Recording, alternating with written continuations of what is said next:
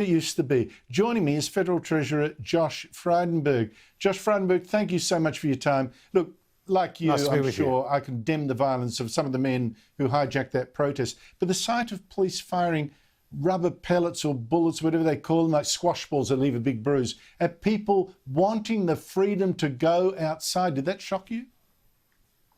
Well, they were shocking images all round, and as you say, we condemn the violence, and it was very sad to hear that 9 police were hospitalised, and the outcome of those demonstrations were that more than 200 arrests were made. I mean, the public health orders have been put in place, and obviously there are a lot of people who disagree with them, but the way you express your disagreement is not by breaching them. You need to find other means. But I think there is obviously growing disquiet. We haven't seen just in Victoria, we've also seen it on the Queensland-New South Wales border, as well as in New South Wales. And I think it reflects the fact that people are getting to the end of their tether when it comes to lockdowns. There's a huge amount of fatigue out there. And lockdowns, Andrew, can't continue forever, and nor should they. We need to learn to live with COVID-19. We need to be upfront with the public about what that means. There will be illness, there will be cases, there will be deaths, but we do have a pathway out that we did not have last year, namely the vaccination program. And we've set the targets at 70 and 80%, backed by Doherty Institute modelling, and that gives us an opportunity to ease those restrictions and people to get about their lives in a COVID-safe way.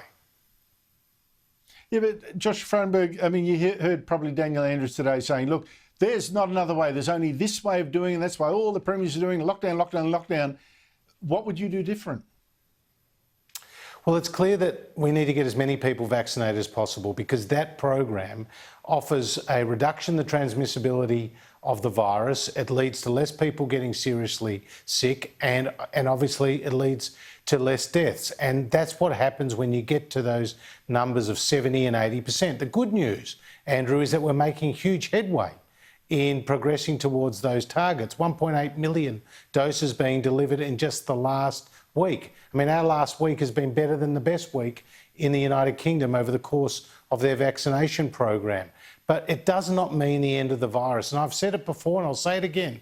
It's a fallacy to think that you can eliminate the virus. You can suppress it, and we're seeking to do that, but you can't eliminate the virus, and we're going to have to learn to live with it. And that's why we need to have that conversation with the Australian people, which the Prime Minister, myself and others are having right now.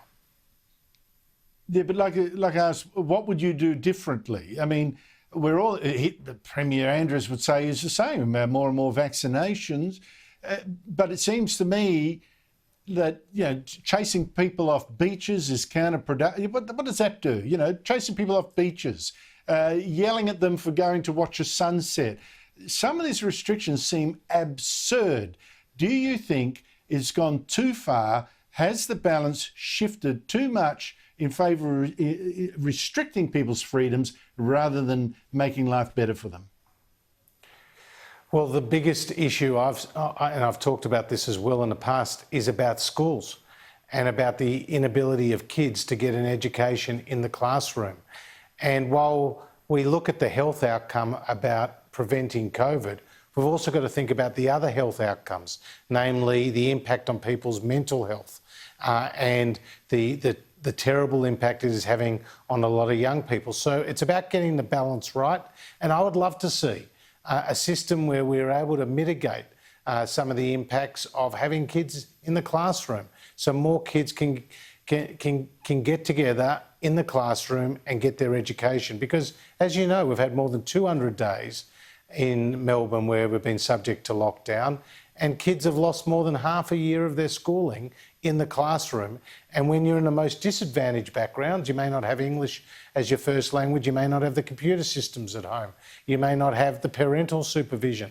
It's in those cases that the kids are most disadvantaged, and that is why having a classroom that is functional, where kids can, you know, despite the other broader restrictions are in place, they can get their education from their teachers in the classroom. I think that would have been certainly a much better outcome than what we've seen. Oh, absolutely. Absolutely. And let them get back in the playgrounds too. I'm out of time. Just quickly, if there are lockdowns after Christmas, I mean, you keep saying, I'm going to turn off the tap. Will you really turn off the tap for a state that imposes a lockdown after Christmas? Well, there's going to be no excuse for the premiers and the chief ministers not to adhere to the plan that they agreed to at National Cabinet. And so there should be no expectation of the government's emergency economic support continuing on the scale that it has to date. We're picking up the tab for pretty much all the income support and 50-50 of the business support. Absolutely. I hope you stick to that. I'm sorry I've run out of time. Josh Frydenberg, thank you so much for joining me. All the very best.